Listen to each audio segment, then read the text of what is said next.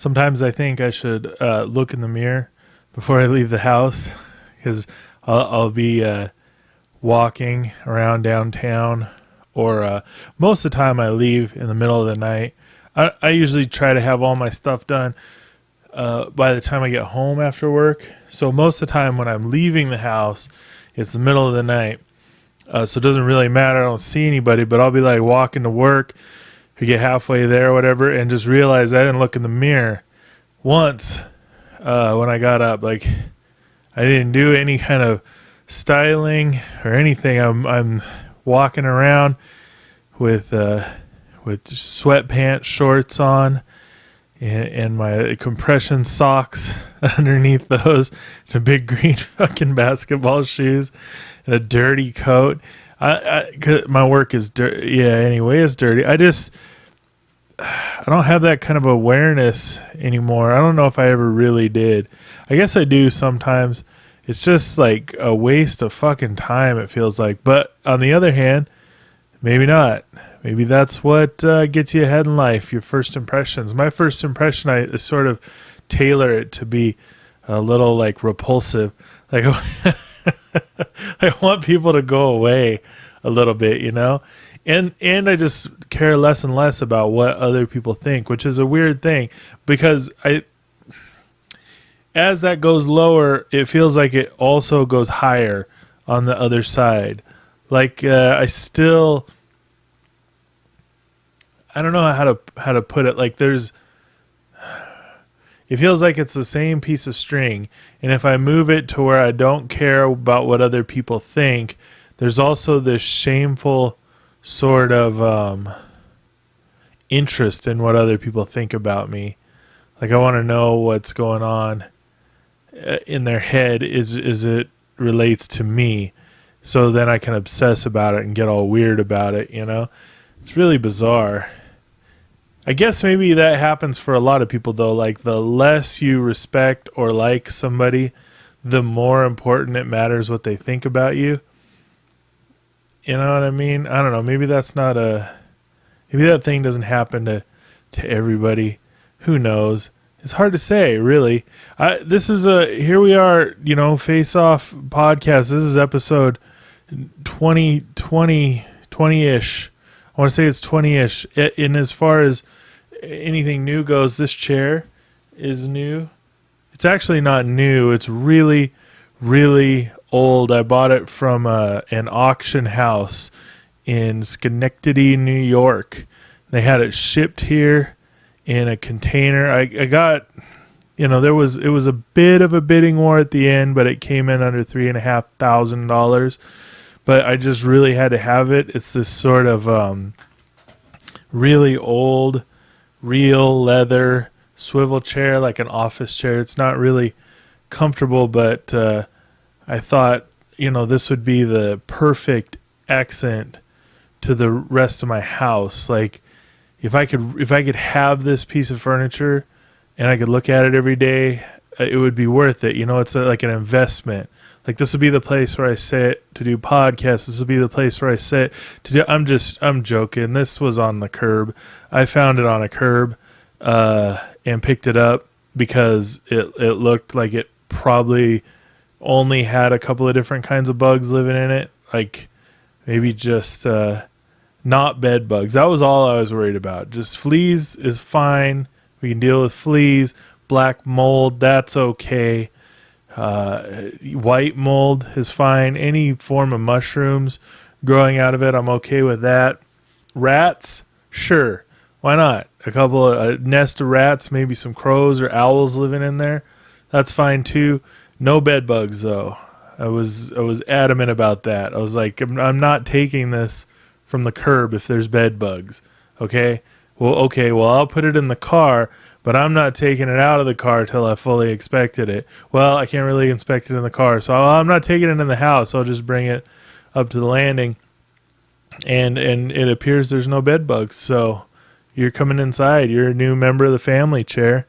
I think one time I found a chair on the side of the road in Tucson, Arizona, just outside of town. It was in between. Where was it in between? It was in between the fairgrounds, the Tucson Fairgrounds, if you've ever been there, and in the edge of town where there's like a Walmart, and there's this restaurant that I worked at called Hot Rods. I think it was called Hot Rods. That's pretty unoriginal now that I think about it. But the idea was an original restaurant. It was a restaurant that had a whole huge glass wall, and on the other side of that glass wall was a reset, like it was lower, so the restaurant was on a higher level, so you sort of look down into a fully functioning, I don't know what you call it, restoration garage, where they would take old cars and they would build them out, kind of like on those TV shows, and they would build them out and repaint them and fix them up, and it was all like race car, and they had this gigantic parking lot for these crazy like car rallies and stuff, and it was right down the street from the speedway, so people would come in there. Terrible food, terrible management, some pretty fun people that worked there. There was one guy who had just gotten out of prison, and he really liked Lady Gaga, and he really fucking liked that first Eminem album. Like, he would fucking just go nuts over that shit. But he was like he's pretty old. He's older than me by quite a bit. No teeth, just kind of this gnarly dude. And he really fucking dug that NWA album too, Straight Outta Compton. Man, he would play that shit all the time. It got fucking old. That is a dumb album. That shit is so fucking whack, dude. I know a lot of people are like, oh yeah, that shit is, it's great. No, it's not great. It's fucking lame. I gotta tell you, it's got moments of greatness. Most of them are from Ice Cube, but Dr. Dre, he's done a lot of good. Here I go. He's done a lot of good production stuff. Really, I don't like his raps that much personally, mostly because they're all fucking ghostwritten, and I don't know why that's important to me, but it is. But yeah, lots of good production stuff. But on that album, it sucked. It was like this fucking old school ass nerdy fucking sounding shit. I don't know. I thought it was stupid. Like, I don't like it. I like a real clean, sharp edged beat, and that was still kind of that funky old style. Like, it almost sounded too East Coast for me. It hadn't gotten into that G-funk yet. I like the G-funk. I don't really like that East Coast sound. It sounds too cold. Everybody sounds cold when they're when they're on the album. Their beats and stuff sound cold, which works. Some people like that shit, but I don't. I liked the G-funk. I like the Cypress Hill sort of stuff, the west side. I do like the some other shit, but everything's got its goods. Everything's good, but what I like a clean production, not a lot of shit. And if there's a lot of shit, it's got to be sort of put in there right, But I like a clean production. So what I'm trying to say is that NWA album sucked dicks, except for some of Ice Cube's stuff, which is pretty much most all of it, except for the beats. Because he's a writer, man. He was the one that was, really dropping the fucking lyrics on that shit. I like Ice Cube. I think he's done a good job. And it doesn't matter what I think about Ice Cube at all, which is another part of why I like him. I like that he still scowls and he still seems angry and pissed off, even though he's done really well. I like that. I like that about Ice-T too. It's like, yeah, we did good, but still fuck everything, That's the way. And we're all old as shit. Growing up, still fucking, still out there spitting that fire. Spitting that fire. It's good stuff. I don't know what I was talking about. Oh yeah, that dude at Hot Rods. So I found a chair on the road. This is when I was when me and Angela and the dogs were living in an RV. Which, if you've never done it, what are you doing with your fucking life? Give up your lease, sell your house, Go buy a shitty RV that threatens to fall apart every time you drive it, and go live in that bitch for 2 or 3 years. It's good. It's good for you. Go work at an RV park with some old people. Don't go to Florida. Maybe go to Texas. I don't know. I wouldn't go to Texas. I'm scared of everything about Texas, so I want to do that. I would hit Arizona or California. I guess California is expensive though, but who knows? But anyway, go get yourself an RV. I liked it. It was chaos most of the time, but it was good to be able to travel, just pick up and travel. But I was walking to work one day, and I saw a chair. And this is just scrub desert. It was 3 miles of scrub desert in between Hot Rods and the fairgrounds where we were staying at in the RV. And I was walking to work one day, and there's this chair just sitting out in the desert, just chilling there. And it's like a nice leather chair. It just looked good. Like one of those chairs you might see like in a nice waiting room or something, you know? Not a shithole waiting room, but a nice one. It's like good leather on it. It's all sort of one piece. It doesn't come apart, you know? So I sort of hid it behind a shrub because I was like, fuck this. This chair is the tits. It's going to fit right in the RV. It's going to be nice. Because we were kind of remodeling the inside of the RV, pulling shit out, shelves and shit like that. Anyway, long story short, we picked up that chair later on that night, and I'm pretty sure it had a shitload of bed bugs in it. Because we got some serious bed bugs. Not right after that, but pretty soon after that, we started noticing bites and stuff, but we didn't know what it was. And so it went on for a long time, like 6 months, where we're like, fuck, we must have fleas or something. It's so gross. Oh man, bed bugs are the worst. And so when I figured it out, it was in Arizona, and I had pulled this futon seat out of the RV because it was like bolted in there. It was part of the furniture. I pulled it out, and when I pulled it out, underneath, like, oh, this is the fucked up part. This makes me want to throw this fucking chair in the garbage right now that I'm thinking about it. Because the fucked up part was that the bugs, like there's a metal plate on the leg of the futon, and it's bolted down to the wood floor. So it's bolted down there. Those fucking bugs got underneath that thing, in between the wood floor and the leg of the plate, the leg of the thing. I don't know how they did it because there's no space there, but they were under there. It was so fucking disgusting. There were bed bugs everywhere.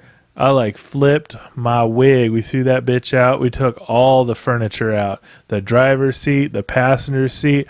We took everything out. All the carpet. We stripped it down to the wood and linoleum, and then sealed up all the cracks and crevices. We threw away all of our blankets, everything, and it didn't work. We were like, mother of fuck.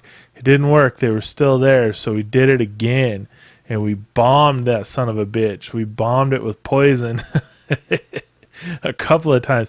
We must have fought those bed bugs for another 6 months. It was horrible. It was awful because every single time we thought we got rid of them, they would show back up again. And then finally, because what you have to do, okay, so here's what you have to do when you get bed bugs, because I hate to tell you, but it is coming back into fashion like a month. I don't mind telling you that. I don't mind being the one to to put that forward. It like being the bearer of bad news. It's okay. I don't mind. It's a character building thing to go through, dealing with fucking bed bugs. They're so tiny, but they will fuck your life up so bad because you got to sleep, but they don't. They get up. They get up when you go to bed. This fuckers put in work too. But here's what you got to do is you get rid of everything, and you bomb, and you do whatever else with some noxious, awful, horrid poisons. We were using diatomaceous earth. We were just covered in that shit. It's just like dust. It's like fossil dust. And we were covered in that shit. Everything was covered in it. All our blankets, everything. It was just, we walk out of there just powdered. It was so stupid. Oh, what a fucking nightmare. Just walking around to talk about not looking in the mirror before leaving the house, man. I'd leave the house with no shirt on, little shorts on, sandals, just dusted, just covered in dust, and then start sweating and just lines of sweat just rolling down the dust. It was fucking gross.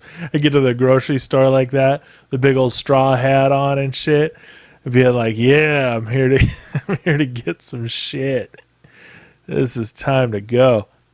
So you got to do all that stuff, and then when you think that you've gotten rid of them, when you think you've gotten rid of the bed bugs, you have to start a countdown from the last bite.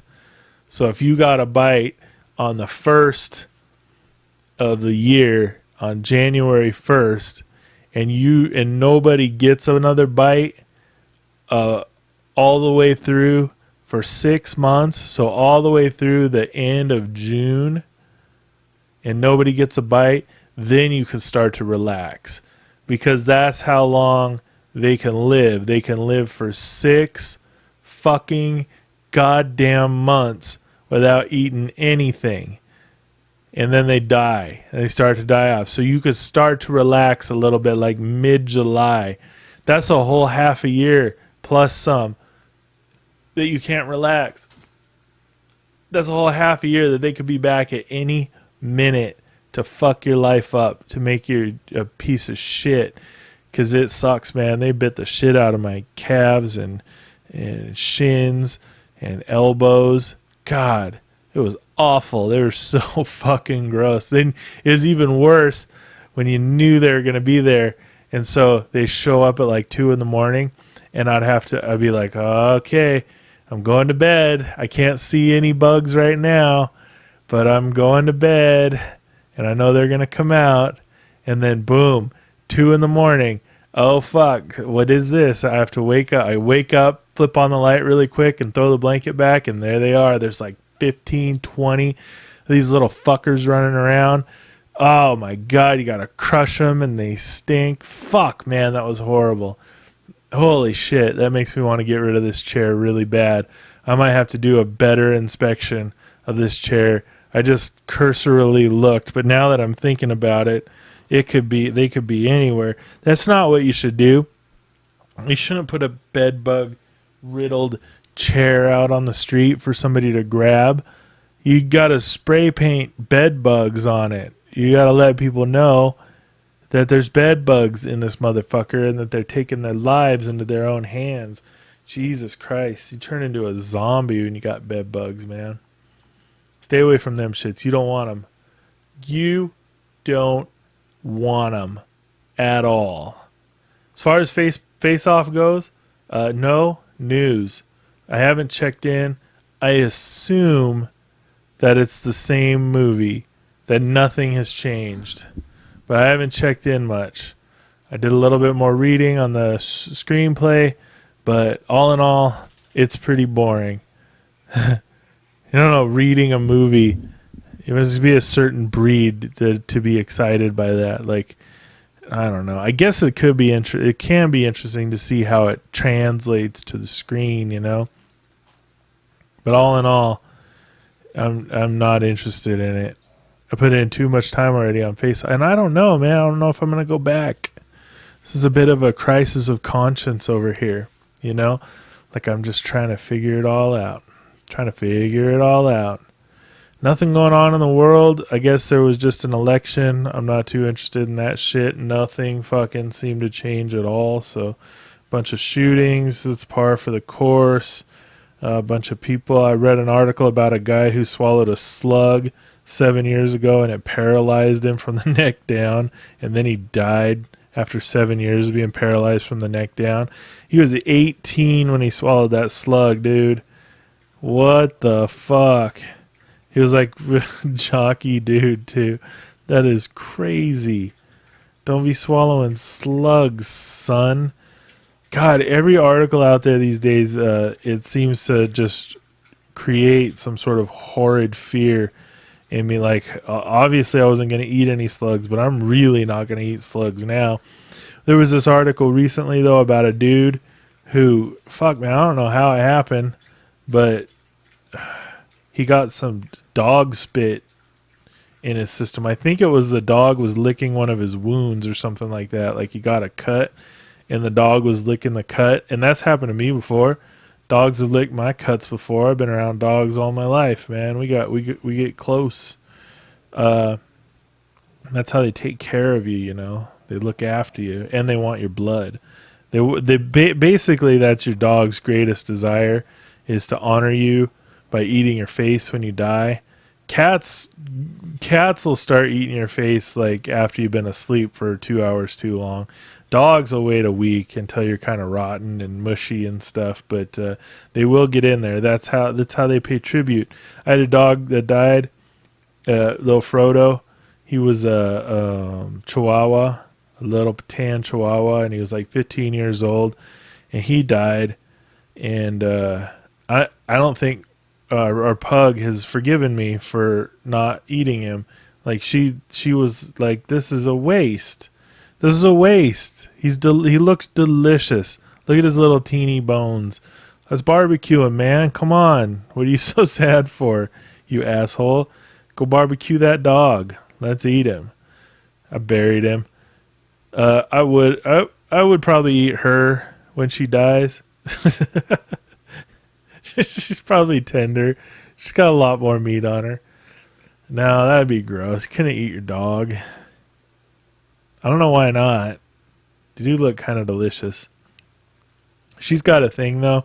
When we first got her, I was walking her and we came across in the middle of the street an entire package of bologna, a huge package of bologna, and it was just smashed, like somebody had run it over. So it was just basically this meat pile, this just pile of meat, like seasoned meat, like a ridiculous pile, probably 1.5 pounds of bologna, you know, just slices, and there was a loaf of bread there too.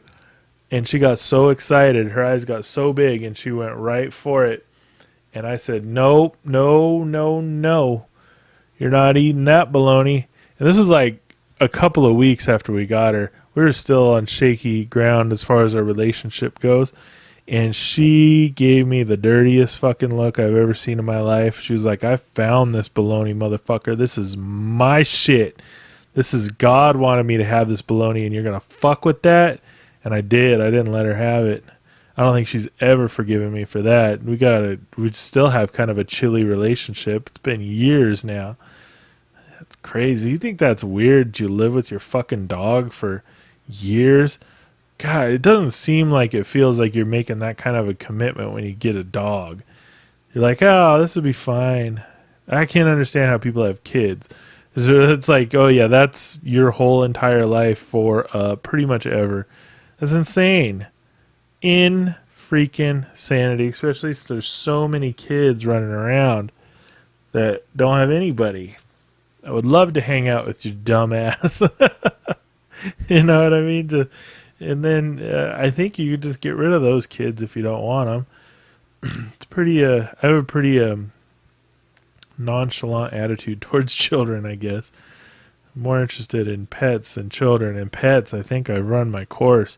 I think once these guys are in the dirt, then that's it for a while. It's too crazy. Every time I think about her dying, I get all sad. It's weird. I don't like that feeling. But that's what they do. And if you ever actually sit and take a minute and just look at your dog, it becomes this weird. It's like, what the fuck is this thing even? It's this little mini sponge, animated sponge creature that, not animated, but like animated in the sense that it moves around. Like sponge creature that just soaks up all my weird neuroses and just projects them back at me, and has his own agenda. Like it gets tired, it gets hungry, and it knows how to deal with that stuff. It'll look at you in a certain way where you're like, oh, she's tired. She's pissed because we're not sleeping yet.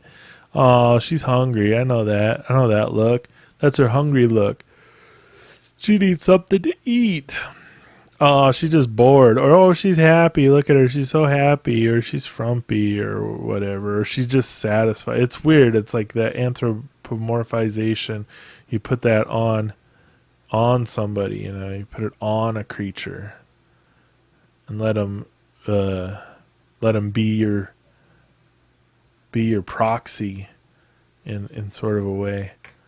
I don't know. I guess that's what I do. I don't know if you do it. Do you have a dog? Or a cat? Or whatever it is they have for pets in Sweden? What do Swedes have for pets? Do you have some sort of weird little mud golem? Or perhaps some sort of crazy woodland nymph or something like that? There's certain places that have different incantations. Like when I think of Germany, I think of machines and stuff. Even though Germany has like a rich sort of heritage of mythology and stuff, and stories and creatures and everything, but I still think of machines. When I think of Sweden, I think of like little goofballs for some reason. Well, I got to be honest. When I think of Sweden, I think of eugenics. Sweden had a pretty rip-roaring eugenics program. They learned it from us, obviously, but they were definitely into it. It shows these days, I guess. I don't know. I got to be honest, I haven't been to Sweden in a minute, so I'm not sure. Maybe it doesn't show. Maybe it's not such a blonde and tall and just gorgeous country, you know? But there's a reason for that. There's a reason for everything. And I'm not, whatever. I am knocking eugenics a little bit here. If there's any eugenics fans out there, I got to apologize. But it's just, it's definitely misguided. It's definitely a misguided practice. We need all different kinds except for the kinds we don't like. Then we don't want those kinds, but we need all different kinds. It's crazy. So Swedes, maybe like a goldfish that walks on land somehow, or it has like a little water helmet, and then these kind of hover little floaters. You just float them around on a leash. How does that work? I'm trying to get this Swedish population involved here. I don't know what it is. Have you ever seen? If you've never seen, Looking for Sugar Man. It's this documentary. It's pretty boring. I'm pretty bored by documentaries for the most part. Angela's different. She likes documentaries. She says why, and she likes nonfiction books too. She reads all the nonfiction books. If it's a nonfiction book, she probably read it or it's on her list right now. It's a ridiculous amount of books. Goddamn ridiculous amount of books. I'm talking maybe like at least anywhere between 5 and 10 books a week. She's blowing it up, dude. That's insane. It's been going on like that for 10 years. At least 10 years. How many books is that? 5 or 10 books a week? Let's say 5 books a week. 50, let's just say 50 weeks in a year. That's 250 books a year for 10 years. That's 2,500 books. That's a fucking fuckload of books. I don't feel like I've even seen that many books in my life. And I do books. I read books. But I like all fiction. I'm all fiction. I can't do that. And we disagree in exactly the opposite way. She says, why would I read something that somebody just made up? And I say, why the fuck would I read something that somebody just wrote down about their own stupid life? Or some other dipshit's stupid life, because that's all there is. Why the fuck would I do that? And it's funny because we both have valid points. Very valid points. But there are documentaries that I like. There are nonfiction books that I like, but they're very few and far between. I like that Sapiens book because that motherfucker was depressing as shit. I like getting taken down a notch. I read a book called The Female Brain. I like that one because it took me down a notch also. It turns out women have different brains than men. Who would have thunk it? And it would have been nice to know that at some point before my late 30s. But really good book. I liked it a lot. It was enlightening by a lot. Let's see, I like that The Glass Castle, that memoir. That was a pretty good memoir. I don't really like memoirs. I read Ice-T's memoir. It wasn't great, but it wasn't terrible. Who else? I like, the best memoir I ever read was Rubber Balls and Liquor. It was Gilbert Gottfried's memoir. It was the funniest book I've ever read in my life.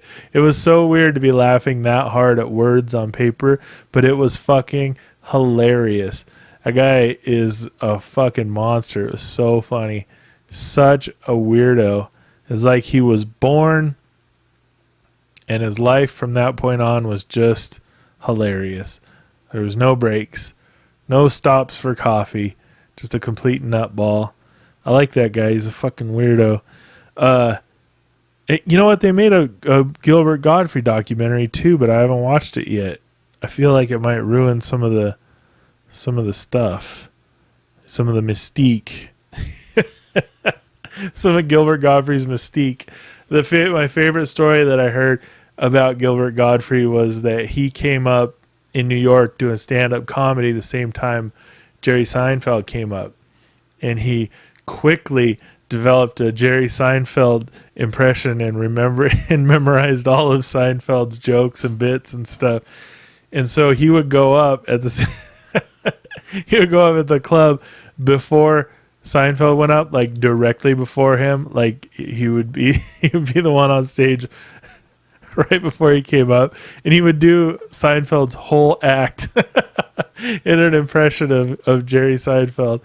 And then Seinfeld would have to come up and do the same thing, the same act. He fucking hated him for it, I guess. Oh, that's so funny. I don't know if it's true, but even if it's not, it's the funniest story I've ever heard. That's such a dick thing to do. You have to be the worst person in the world to do something like that. I love it. It's fucking hilarious. I should watch that. I should check it out. So, Searching for Sugar Man, it's this documentary about this dude who's just a regular ass dude. He works at like Home Depot or some shit, and God, I want to say he lived in like some funky ass shack in Chicago or some shit like that, you know. And he was also a musician, and he had released an album like a billion years ago. I want to say it was like early 80s or something like that. He had made an album and released it. Maybe even a little later than that, 90s or something like that. Anyway, it didn't blow up. You know, he played some shows. That was about it. No big deal. And then somebody I'm going to butcher this because it's been a long time, but somebody found him, went searching for him, for the Sugar Man.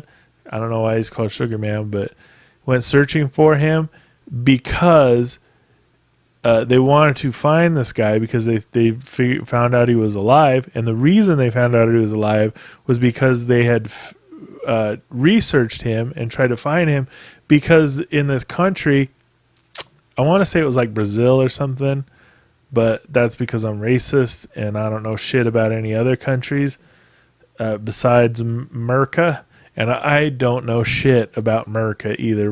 The gaps in my knowledge are fucking phenomenally huge. They're so much bigger than the knowledge that it doesn't even bear comparison. So I am a short-sighted, weird ass fucking dude that doesn't know shit. So it was a country. I want to say it was Brazil, but maybe that's just because of that big celebration that they have, and I don't know why.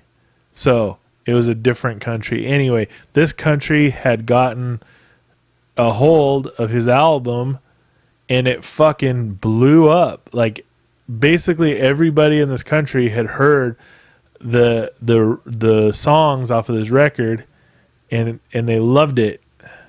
They're like, this speaks to, this is us. This music is us, man. We got this shit figured out, you know? It's great. We fucking love it. And so this dude was like, who's this guy? And they're like, we don't know. He's this guy. And he's like, well, I want to know who he is. So he did a bunch of research, and he found the Sugar Man living in Chicago, fucking working at Home Depot or something, living in a little shack. And he's like, dude, what the fuck? And the dude's like, what? And he's like, you're fucking famous, dude.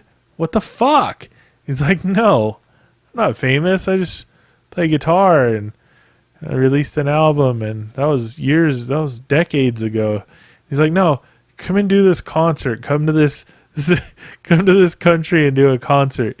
And he goes to this country to do a concert, and the whole fucking country shows up. It's like 800 million people at this concert, and they all know the words to his songs and stuff, and they're fucking singing along, and he's just jamming out and everything. And then he just goes back to his job in Chicago. What the fuck? It's so crazy. I like that idea, though. That's what I want to have happen with Sweden. I want the Face Off podcast to get so fucking popular in Sweden, but only have like 2 listeners in America and 1 in the UK. But like it's this national event every time one comes out in Sweden. I've heard that about David Hasselhoff too, that when he goes to Germany, they go fucking nuts. People and not for his acting, for his singing. Yeah, for his singing career, you know, his lauded singing career, but people go fucking insane for it. That's awesome. That would be a cool thing to to do, to just be this piece of shit in your own country, and then in another country they're like, you are a portal from God, sir. They must worship you at home. And you're like, nah, dude. No, I push carts, son. That's it. You need a board cut? I'm there. But that's all. I play the open mic at the local bar down the street every other month.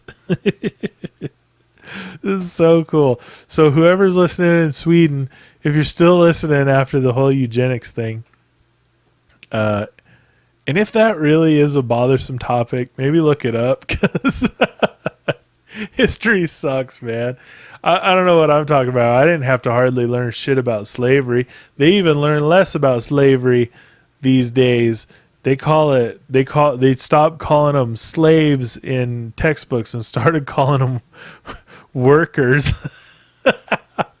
Oh God, that's fucking awful. What a horrible thing to do. To be like, not only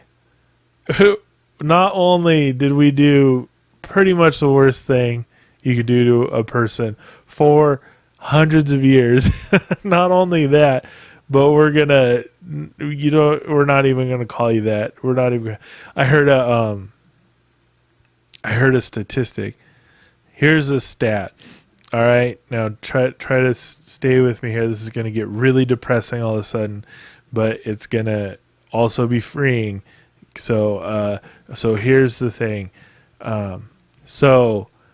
There's this idea in the world about reparations, like that you could give, and what reparations would be, you would give money to the descendants of slaves for the suffering and the pain that their descendants, their ancestors had to go through while they were in being held captive in slavery, you know, for generations. That's what I thought reparations were. But what the minimum, the very basic minimum idea of reparations, the very big, because that seems a little bit weird. Like, how do you even calculate what someone's pain's worth, what someone's hundreds of years of suffering is worth? How do you calculate that? How do you make that into a thing. You know, how much to like tally it up? You know, how much does this pain cost, or how much is pain worth? You know, how do you do that? You don't do that. The very bare minimum idea of reparations would be to take all of the people who were enslaved and they were working for free, right, building this fucking country, and repay their ancestors, their descendants. Repay their descendants the wages that they would have made had they been workers, and had they been employees instead of slaves, right? So that's the very minimum, is to take the money that these slaves would have made as employees and give that money to their descendants as a way of trying to say, look, we fucked up really bad and we're sorry for it. And I know we can't change anything, but here's this money that your ancestors would have made. So your great uncle was born into slavery and died in slavery. So he worked for 46 years or 52 years or something, 10 hours a day, 12 hours a day or whatever, and all this shit. And so here's his wages. He worked 7 fucking days a week, you know. Here's what his comparable wage to that time for that kind of worker, it would have been however much, you know. And this isn't even adjusted for inflation. So that would be the very bare minimum. And that amount of money, they estimate, would come out anywhere between $5 and $15 billion. Nope. Hold on. Wrong. 5 and 15 trillion dollars. Trillion dollars. And if you recognize, that's more than all the money in this country. It's like a lot more. It's a lot of money. So what that means for Americans, the 2 Americans that are listening to this, what it means is that everything we've ever known as citizens of America, everything we've ever enjoyed or hated or been irritated by or loved, or just any kind of industry, any jobs that we've ever had, anything that has ever been here, and I'm excluding the natives from this, but anything that we've ever had from the beginning of this country as immigrants to this country has been built on the blood and suffering of slavery.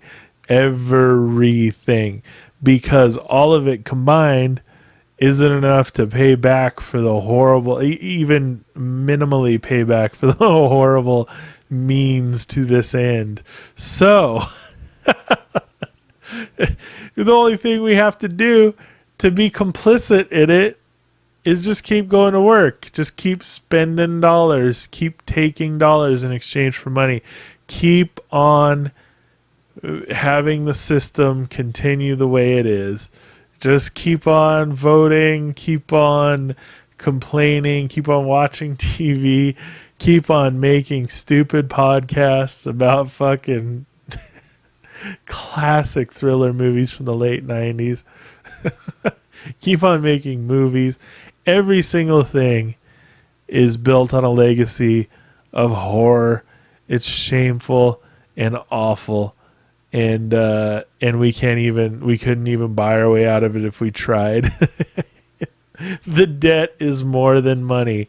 The debt is blood and suffering and horror.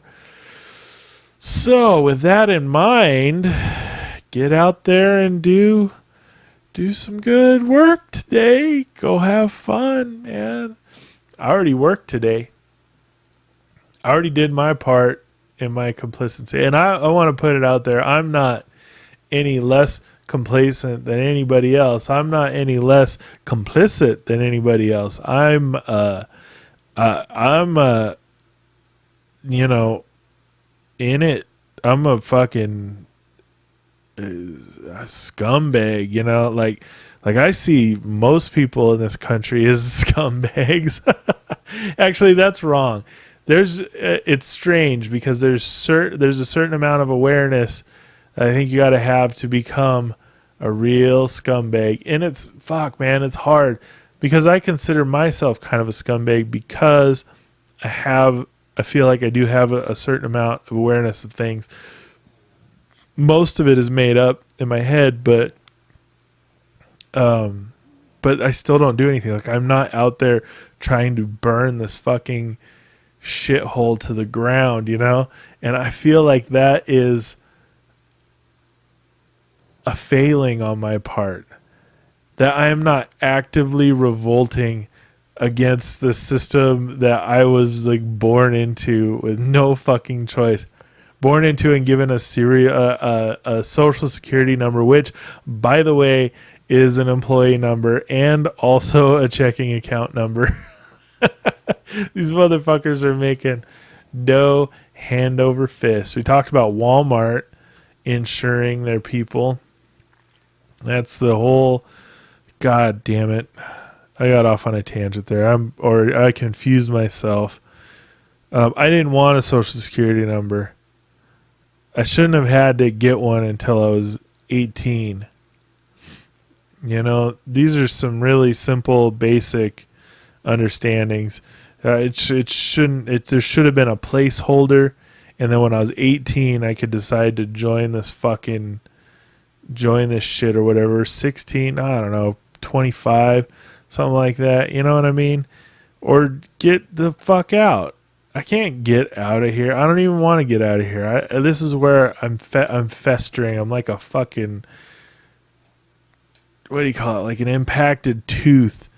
And I'm festering and I'm trying to get gross enough so that somebody notices and fucking assassinates me on the way out of my house at midnight to go work in a parking garage.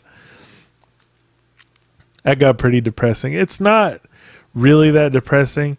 That's why I think why I feel like talking about the Swedes, talking about their eugenics program, it's good. Germany, I hold Germany in a high regard because they teach the Holocaust in school.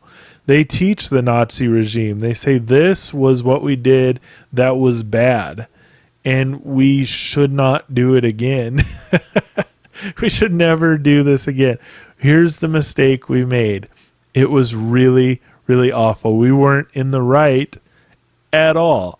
We succumbed to charisma, and we went completely crazy as a nation for a while, and got our asses handed to us, sort of, by a whole bunch of different people, a whole bunch of different countries, and we're not going to do it again. And the way we're not going to do it is we're going to make sure nobody fucking forgets that it happens. They're not going to call concentration camp victims workers. That's so fucking ridiculous. Why would we do that? Oh my God. All different kinds of slaves here in the States too. Boy, you got to get into some bloody, dirty detail about this shit. I mean, it was nasty. We did some bad stuff as a country. And Eckhart Tolle, who I fucking bring up way more than I'd like to in this podcast, but he talks about a thing called a pain body. And what that is this part of your being. It's the part that is irreparably hurt. You're always in it. It's hurt, but it feeds on hurt. It feeds on pain. It wants that pain. It wants to bring the pain in, you know. And he's a German dude, and he says when he goes back to Germany, there's a pain body that the whole country has that's not repaired. It's very uncomfortable. It's very apparent what's going on there, you know. And a lot of people have that where they their pain body lashes out and tries to destroy. I mean, as soon as he said that, I was like, "Fuck yes, I understand what that is," because I go nuts and I lash out at people that I love, people that are close to me. I don't lash out at fucking strangers and shit. I'm real quiet around a stranger, but if I'm in a shit mood and somebody I care about is there trying to fucking take care of me or something, I will lash the fuck out bad too. And it took so long to recognize that, but that's that pain body. Ooh, it's nasty. The way he talked about it was like there could be groups of people that have a pain body. So America has this huge, throbbing, disgusting pain body that's getting fed right now, big time, but it's always getting fed no matter what we do, because we're such a weird dichotomy. There's these at least two polar opposite things, and everybody wants something different than everybody else, and we're all saying that we want the same thing, but it's not fucking true. And it hurts. It fucking sucks when somebody else wants the opposite of what you want, and then they get to have it, and you get to have that too if you want, but it's not the thing you want. Man, it fucking blows. It's ridiculous. So it fucking blows. I'm like, dude, it is not too keen, bro. It is not too keen at all. That's stupid. It fucking blows. That's such a dumb thing to say. Why did I say that out loud to humans? Pornhub's doing this thing right now where they're partnering with independent contractors all over the country, and it's called Pornhub Blows America. And what it is they'll if you sign up, if you ask, they'll send somebody out to blow your leaves for free because they're giving back. Pornhub's doing something, trying to get rid of those leaves, I guess. That's something. There's a lot of them out there. Shit, I got lost. Started talking about Pornhub. And now I'm totally lost 100%. It's okay. I don't mind. I got a little excited there. I got like, I'm trying. So Eckhart Tolle talks about pain body, talks about ego. That guy's really good. I like his understated style. He's interesting. He's got a very, very dark style. It seems pretty bright until you get down to the point of it where oh man, there's one story where he's talking. I'm not going to tell that story. You go read his book, The Power of it's A New Earth, I think is what it's called. It's good. It feels a little new agey, but the guy is fucking right on point, man. Interesting dude. Man, I can't remember what it was. I know I wanted the Swedes to set me up like Sugar Man. So whoever it is that's fucking just grinding these podcasts out, man, thanks for doing that. But also, get this podcast to your leaders. to the presidents, to the people. I had a friend, Derek, I'm gonna just put his whole name out there. He's got a book. It's called the Gizzies. That's the Gizzies. His name's Derek Lemaster. You could get that book on Amazon, and you should, because it's fucking hilarious, and it's also super weird. And I'm into super weird books, and go check it out. But I feel like you could take a book like that and just rebuild a country with it. Yes, he's got these. It's just like little. It's meant to be a bathroom reader, and so it's just these little things where it's like, why is this a thing? Why isn't this a thing? What's this thing? What's going on here? Here's the thing I heard. It's all this kind of stuff, and it's like, fuck, man, this is like diamonds in the rough here, kid. These are fucking ideas that need to be run with and put into law. We get rid of the laws that we have now and start making some good laws, some real laws, That's what it feels like sometimes with Eckhart Tolle's stuff is he's like, you don't have to live like this, but here's a way to do it. I don't know about that guy. Self-help stuff is really weird to me. That's why I sort of liked his stuff, because it didn't come across so self-helpy. I think that's why Jordan Peterson is having a huge push right now, is because he doesn't come across self-helpy. He comes across like what's that word? Where you take responsibility for yourself, but it's a different word than responsibility. Fuck. I don't know why I'm asking right now.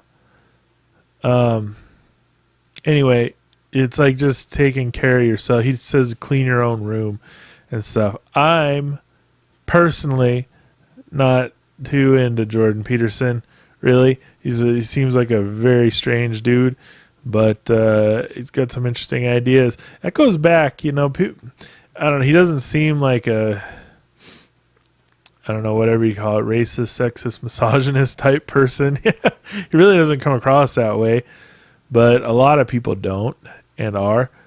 But that's the point here. Here's the point, is you can know somebody who's racist, who's sexist, who's misogynist, who's an awful, got bad things, ideas about how the world works.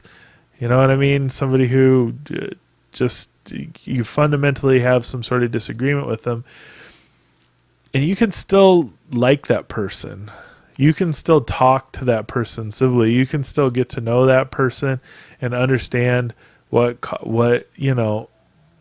caused these failings in them, and then also understand what they see as your failings. Because that's the thing, man, is I feel like when I meet somebody racist, like I've met people before and then known them for a long time. The last time this happened, it was a year before I knew it, before I knew this dude was racist. But it was just him being cautious, because we were younger than him. But it was a whole year, I think, maybe just 6 months, but it was some amount of time. But then it was like, oh, you are actually racist. You're like dyed-in-the-wool racist person. But it was just and I thought that's wrong. That's a wrong thing. That's a failing in you. That's your issue. But I'm sure that he looked at me and was like, you're a fat person. That's your failing among many. But the one that I can see right now in front of everything else is you're a fat person. That was the other thing. I was so like, you're an alcoholic. I was like, you're an alcoholic racist. Those are your bad qualities. And those should, even on their own, those could be 2 reasons not to like a person.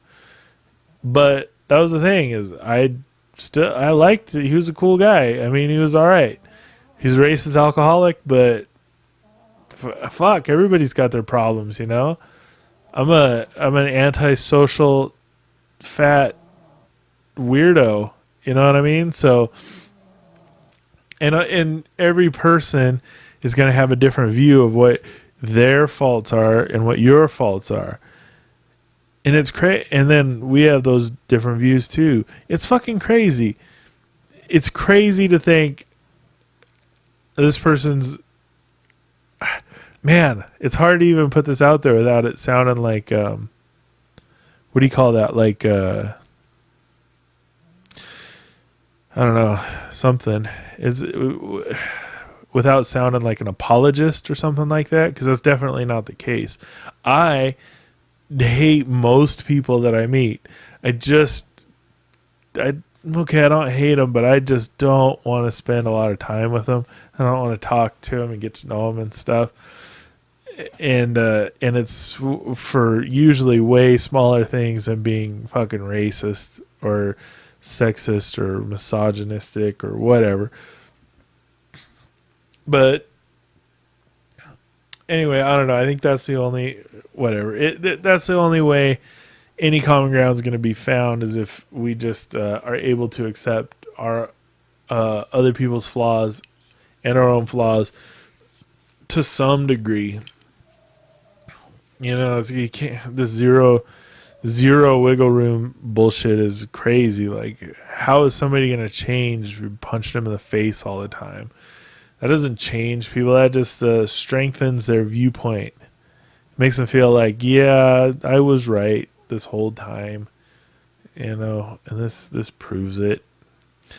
So Sweden, get this podcast to your leaders, because I think, much like the Gizzies by my buddy Derek Lemaster, available on Amazon right now. This is not a paid, this isn't a paid advertisement. This is I've just got a stake on the back end. So for every 10,000 copies sold, I get a cool $8. So let's get that fucking book moving, kid. Let's get it moving.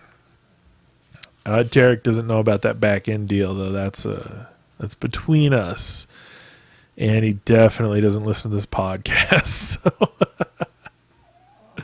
So much like the Gizzies, which is a fairly decent roadmap to building a new civilization, this podcast, you get this to your Swedish leaders, whatever you have, a king, you got like a prime minister, maybe you have a president, maybe it's a princess, you got a princess hanging out there, maybe it's a cat. We have a cat. Several cat mayors. I think there's a horse mayor here in America. There was a dead, not to minimize a person's accomplishments, but he was a pimp who died recently, and he just won an election for state senate of Nevada. Good job, buddy. Way to do it. That's pretty grim. Man, when they're like, who would probably do the best job on here is this dead guy. This fucking guy who's dead. It would be great. This would be my favorite thing in the world if ghosts decided to make their appearance because that guy actually wanted to be Senate. And he was like, look, I'm still around. I'm still going to do this. I'm Ghost Senate, baby. I'm a Ghost Senate guy. Here, look at me go. That's a fucking great show right there. Holy shit. A dead pimp ghost senator. A dead pimp ghost senator. That's fucking dope, son. God damn, that would be the best show ever. And he's still trying to run those brothels, those cat houses, in the parlance of some other time. Those cat houses, he's trying to run those as a ghost. What kind of shenanigans? What kind of crazy shenanigans? What kind of shenanigans in the trying to juggle his time in between being a senator and being a good pimp, or just being a regular pimp. I don't know if you have to excel, you have to have a spirit of excellence to be a pimp. I don't know what goes into it. That's a book I've never read. I never read that Iceberg Slim book. Angela has. She read it years ago. She's like, this is a pretty important book. And I was like, I don't know. Maybe. That was what Ice-T read too. That's where he got the name Iceberg from. That's what he was into that pimp style, that whole thing, I don't know. There's that Dave Chappelle special where he talked about that book at length. That was a really cool bit. I liked it. I might be on Dave Chappelle's balls a little bit, but fuck, that was a good special. I liked how different it was. Here we go. I have not been into comedy lately. That shit that they're putting out on Netflix has not been stellar. I like Tom Segura's Disgraceful. All of his stuff was pretty good. I like Disgraceful. That was really tight. Norm Macdonald's special was really good. The Dave Chappelle stuff. I like Chris Rock's.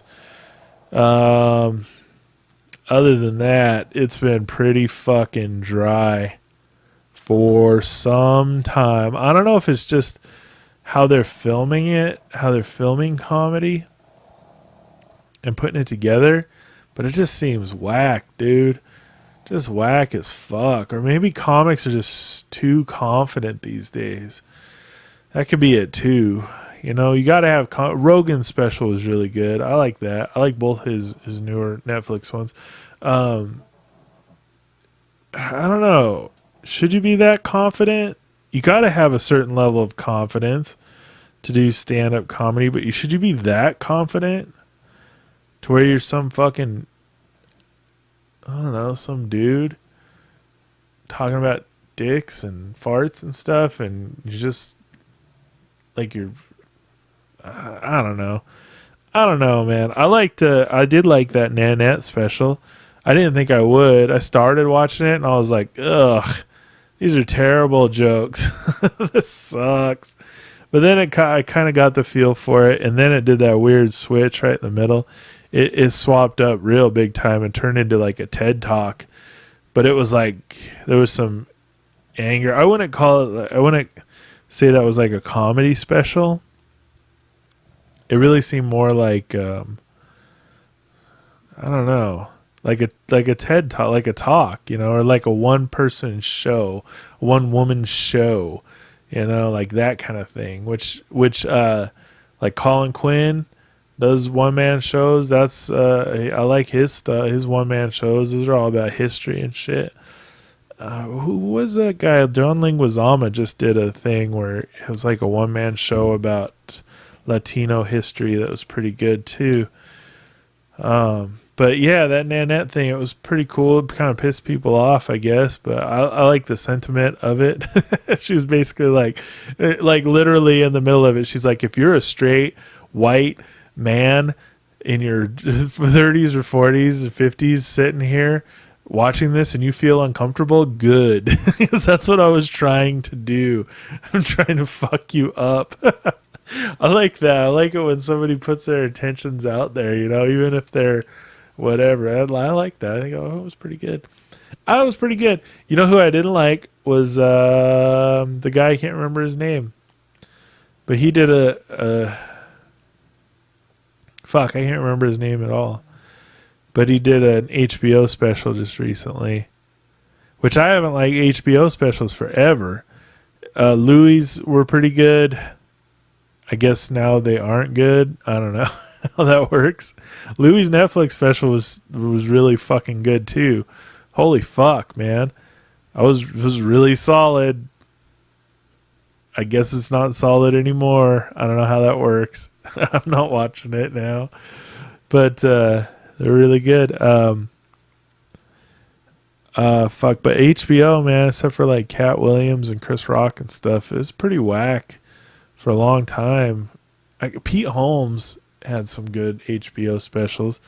Were fucking really solid, but man, I don't really like much anything else. They have this whole sort of vibe to them, this sort of elitist vibe to them that I don't really like. And Pete Holmes sort of battled that. He just comes out, he's a goofball, you know, he's such a goof. This is like $12 haircut and shit, and he's just fucking dropping bombs, just carpet bombing this fucking. If you want to watch a special that's like just funny, let's just be funny. Like every line is basically a punchline. You gotta wait maybe 20 seconds for a good laugh with sounds. I think it's called Sounds and Faces or something like that by P. Holmes. That was fucking. It's funny. It's just goofball fun. It's like not too serious, not too crazy, just goofy hilariousness. But anyway, that dude, I can't remember his fucking name, but it was like kind of an experimental stand-up comedy thing where it was him. It was just him, and then there was parts where he's talking to this girl, but it was just him talking directly to the camera and telling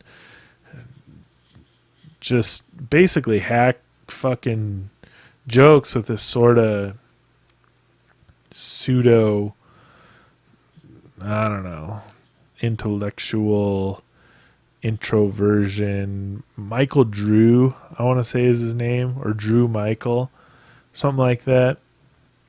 Anyway, I didn't like that. I don't know why it took so long to get that out. I didn't like that one. It was fucking boring. So basically, fuck comedy and fuck Netflix and and entertainment in general. And America, Sweden, you're cool. The UK, there's just one dude over there. Fuck you. Australia, yep. The ozone layer, definitely. Mars, fuck Mars. Fuck beaches and rocks and clouds. Let's just, I'm not into it. I'm not into all that stuff. Squirrels, nope. Not interested. You know what I'm into? Egg salad. I like some good sloppy egg salad and a little bit of cheddar cheese on the side. No sandwich, just the slop, please. I don't want any of the bullshit that goes along with it sometimes. So I'm into that. Basically, other than that, fuck it all. There's very few things that I'm really jacked about, that I'm really fucking stoked about. But in comedy just isn't one of them these days, I guess. It's just Netflix has a fucking chokehold on it. God damn it. Woo! It's like, you don't got a Netflix special? Who doesn't have one? Everybody has one. People, god damn, dude. They release one a week. That's maybe too many. Because they're just there. After they get released, they're just there. And you can just watch them over and over again and be like, this is still awful. Like, you think maybe they were ahead of their time and you just don't know shit. You're like, man, I'm going to be that guy who's going to be like, I didn't see it, but it was there. It was there this whole time, but nope. Mostly just trash. I guess that's maybe the problem too, is not a lot of those specials, but some of them are coming from other countries like Australia and England and Ireland and stuff. I found a cool subgenre of comedy on Netflix. It was like Warsaw, so like I think that's Poland. It was a Warsaw comedy from this comedy club in Warsaw, and it was fucking so weird. They had like a fog machine fogging up it looked kind of like this, like the 2000s by way of the 80s sort of thing going on, and they just would tell their jokes and you got to read them in the subtitles or try to pick up on their cadences or whatever, and nobody really is enjoying it. It's so weird. It's so bizarre. I would like to see, like, I was trying to think of what the last, like, sort of experimental comedy special that I saw. We got to come up with a new name besides specials. If they're coming out every fucking week, it's just an hour. It's just a stand-up comedy hour. There you go. This is my stand-up comedy hour. It's not special at all. Not even a little bit. I'm trying to think of the last experimental, like real wacky experimental comedy show that I saw was, oh fuck, man, Adam Sandler. I just saw his new one too, and that was terrible. It was not my style. I did not like it. I didn't like it at all. I didn't like one part of it. I didn't like the songs. I didn't like the fact that it skipped all around. I didn't like that it was in some weird ass fucking hipster building. I didn't like shit about it. I don't like it when comedy has this huge, crazy, ridiculous background, on the stage. I just think, boom, it's stage, person, microphone stand, stool, water, bam. You're done. You got a curtain in the back, you're good. You don't need a bunch of shit back there. Give me a fucking break. It's ridiculous, man. Anyway, I'm just rambling about comedy right now. I was trying to think of the last real experimental comedy thing. And as far as like, Nanette obviously was experimental, but kind of not. Kind of just a a talk at the end, and then that Michael Drew thing was experimental, but it was also not really a comedy hour. It was just more like a poem, some sort of fucking poetry bullshit, which, man, the two should not mix. You can write funny poems and go read them at a poetry reading, sure, but don't fucking bring them to a comedy show, man. Nobody wants to hear that shit. Nobody wants to hear your hilarious poem about macaroni and cheese and how it fucking has shaped your life in all the different myriad ways your life has been shaped by macaroni and cheese, all the memories of your fucking dead uncle or some shit. Nobody wants to hear that at a comedy show, you fuck. Get the fuck out of here with that shit. I don't know who I'm talking to. I'm just letting you. I'm feeling it. I'm letting you know. All right, I'm gonna get the fuck out of here. Dave Chappelle. The bird revelation was it was different. It was different than most stand-up. It was real low-key. It was real relaxed. But it was chopped and screwed, too. I like Tony Hinchcliffe.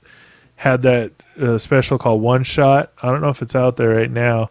It's not on Netflix, but it might be out on YouTube or something like that. And it was one shot. They didn't cut at all. That's pretty fucking cool. Because comedy shows don't look like stand-up specials. When you're at a comedy show, it's different. There's different pacing. People think about what they're going to say sometimes, and it's quiet. You can get uncomfortable for a minute. There's emotions. There's some person up there on stage performing. It's crazy. And so that's what One Shot was. It was just a dude with a camera, and they just turned the camera on, and they recorded his stand-up set. It was fucking cool, man. Norm Macdonald had some good editing in his newest one too, because it would linger sometimes, and it would be quiet, and he would let it be quiet, and just be like, it would look like he was thinking. And then when he would say the joke, you're like, fuck, did he just think that up, or was he trying to remember it? What happened? And you couldn't tell. You can't tell. Fuck, that's good. That's part of the good. That's part of the goods. That's part of the goods, man. Is when they're playing a trick on you, and they're doing it, but you can't fucking do anything about it. The misdirect's coming. It's coming. But it still catches you off guard. That's when it's good. That's when comedy's good. It catches you off guard. I was watching this one the other day where this guy just talked about Wi-Fi for 15 minutes. I want to get good Wi-Fi, man. If I had magical powers, it would be the powers of Wi-Fi, dude. Dude, I would have full bars all the time, bro. All the time. That's what my wish would be if I found a genie. I would be a Wi-Fi hub. I'd be like, dude, bro, you need bars? Get in close, kid. In fact, you don't need to get that close because I got strong Wi-Fi. Yeah. I pretty much memorized this set, just hating it so bad. Anyway, it doesn't matter. Go watch some live comedy. Go out and watch some fucking amateurs sucking a D. Sucking all the D's. That's the fun, man. That's the good stuff right there. I don't know if I would call it fun. It's pretty nightmarish sometimes out there. But it is interesting. It's way more interesting than fucking Adam Sandler. God damn, that was awful. Ugh, I hated it. All right, on that note, I'm going to get out of here. Hey, thanks, Sweden. Thanks for tuning in, Sweden. And in America and the UK, go fuck yourselves, man. Put in a better effort, Sweden's really pulling through, really buttering this bread over here, okay? And I'm looking for Swedish sponsors. I'm open to a move, or just sponsorship from the country itself. If they want to do some grants, figure out some way to get a little more influence in this. I know you got some chocolate going on over there. You got some chocolate interests. I'm a chocolate person. I can deal with talking about chocolate. I can passionately speak about chocolate and really lure people in. They won't even know they're being advertised to until their pockets are emptied of all their ducats, and you've got their ducats now. I don't know what the return rate is on ducats, but the Swedish people, I am just ready to whore myself over to you guys. And basically, if I would do it for chocolate. I would do any kind of debased, horrid publicity stunt, any kind of awful body horror, this just thing, transformation to sell whatever delicious Swedish chocolate that you're trying to push this month. I will do it. So, Swedes, you're really carrying this thing right now. You're really making it happen. You're full partner in this podcast. Whatever's going down here, good or bad, you are definitely. And like I said, America, come on, guys. U.S., come on. Let's really. This is the best we can do.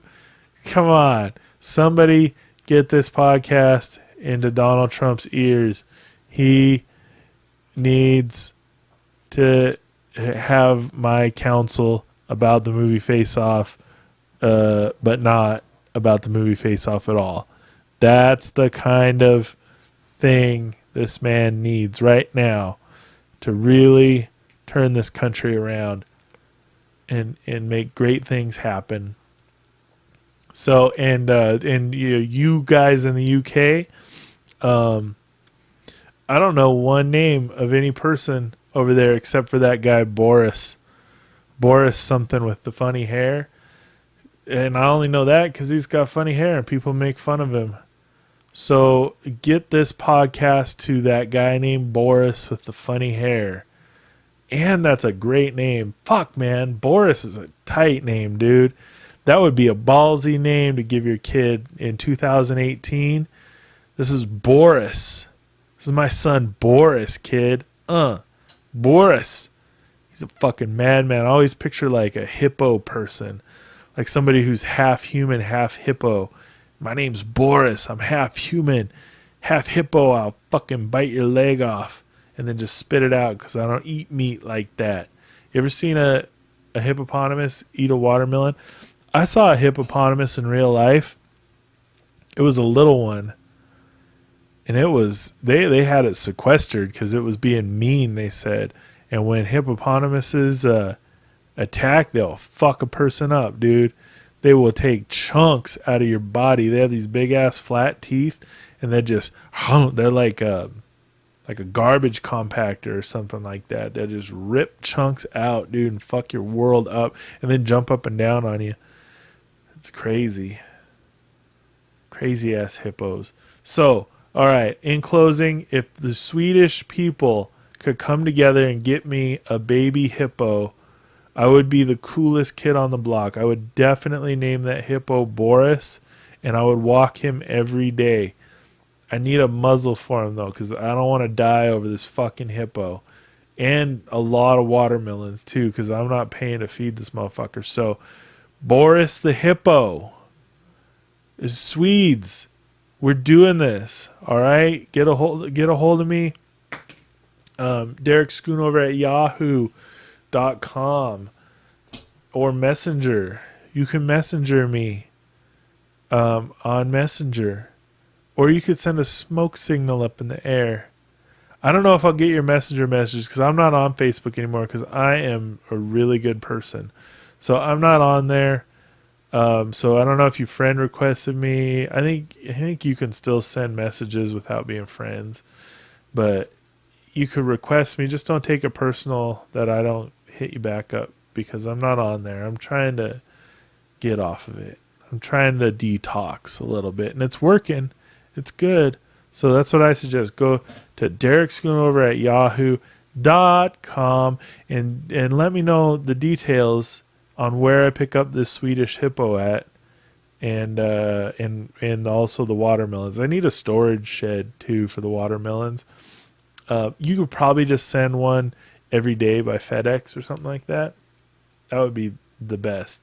Maybe like a drone, Amazon drone, 3 times a day.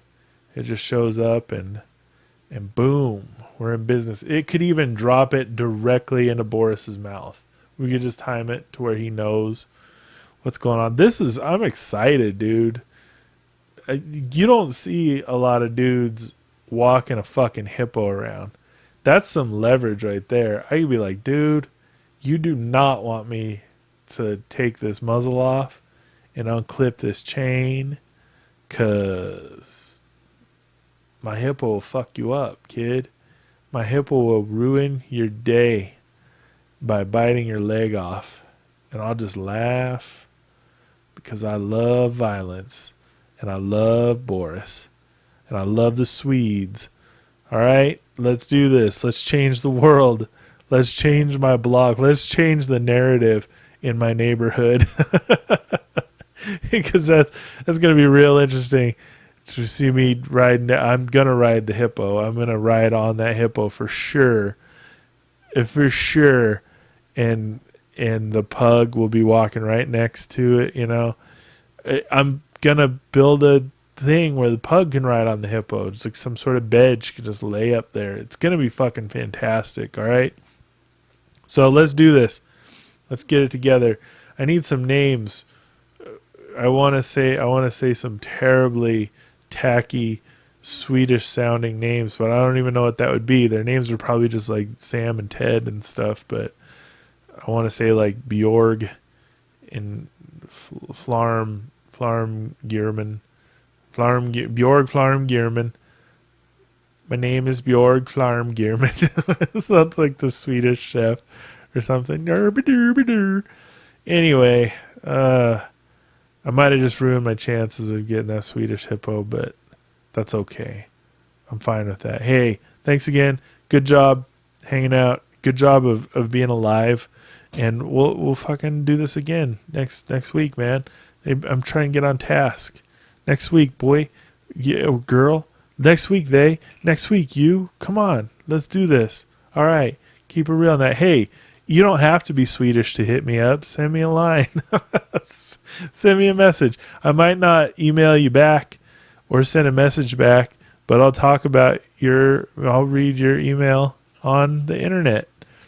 I'll read it on, it won't be the next episode, but the episode after that.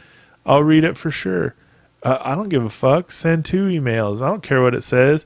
I hope it's not that like racist, but just do it. We'll talk about it. All right. Hey, keep it real. And you don't have to do it. That's the other part. You don't have to do any of this stuff. I'm not your boss. I'm just some ding dong. Just some fucking ding-a-ling. All right, man. Hey, thanks. Keep it real. Come back. We'll see you. Goodbye. Do your thing. Keep your eyes on the road. And keep your heart on your sleeve. And really just look out for anybody smaller and weaker than you. Have a good night. Bye.